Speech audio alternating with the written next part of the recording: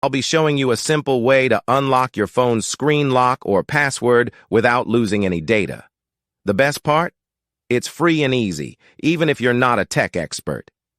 Before we begin, I'd like to mention a small disclaimer. The method I'm about to show you is 100% legal, safe, and free. We won't use any type of hacking or illegal bypassing method to unlock your phone's screen lock. Moreover, the phone will not suffer any harm or damage in any way. With that said, let's start.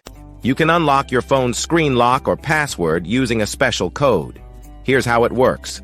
First, tap on Emergency Call, then enter the code. This code is unique to each type of phone and is provided by the phone manufacturer. In this video, we're using a code that works specifically for the type of phone we're demonstrating. Now, let me show you how you can get the code. Visit this website that offers free unlock codes using a unique method. And that's it. Now you can unlock your phone without losing any data. Until next time, take care, and I'll see you in the next video. Bye for now.